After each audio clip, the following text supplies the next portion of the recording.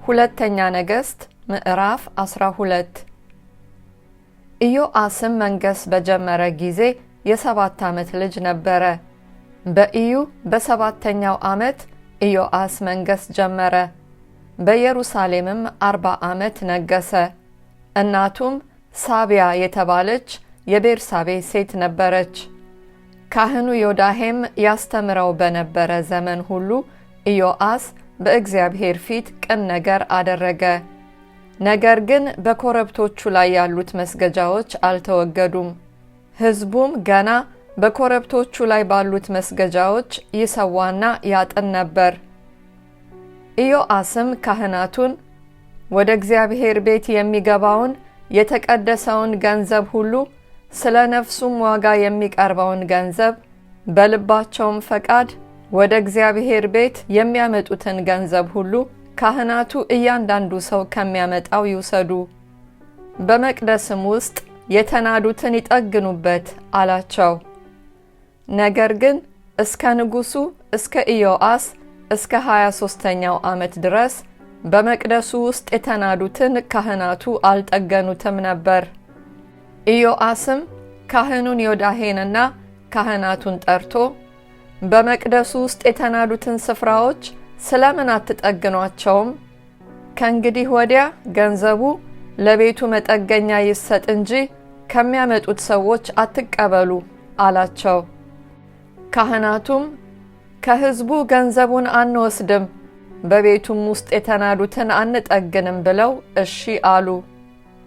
ካህኑ ዮዳሄ ግን ሳጥን ወስዶ መክደኛውን ነደለው፣ በመሠዊያውም አጠገብ ወደ እግዚአብሔር ቤት በሚገቡበት መግቢያ በስተቀኝ አኖረው። ደጁንም የሚጠብቁ ካህናት ወደ እግዚአብሔር ቤት የሚመጣውን ገንዘብ ሁሉ ያኖሩበት ነበር።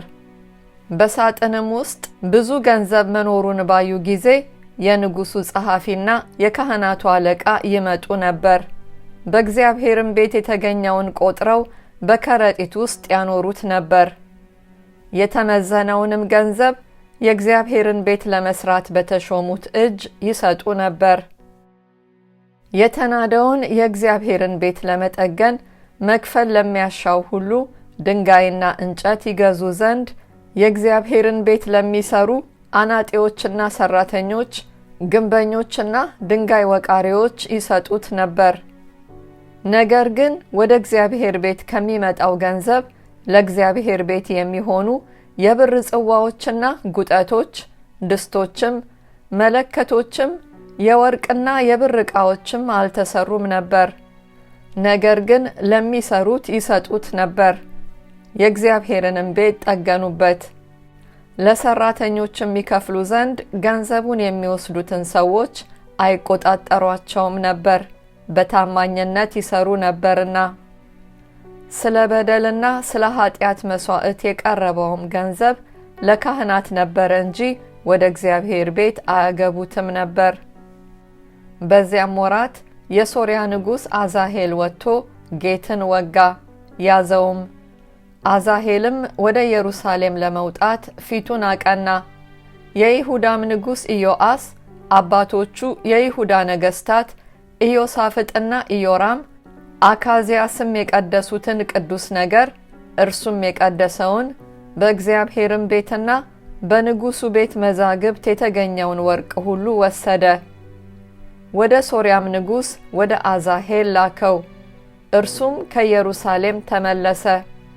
የቀረውም የኢዮአስ ነገር የሰራውም ሥራ ሁሉ በይሁዳ ነገሥታት ታሪክ መጽሐፍ የተጻፈ አይደለምን?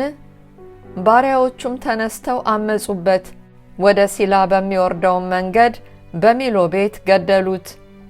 ባሪያዎቹም የሰምዓት ልጅ ዮዘካርና የሾሜር ልጅ ዮዛባት መቱት፣ ሞተም።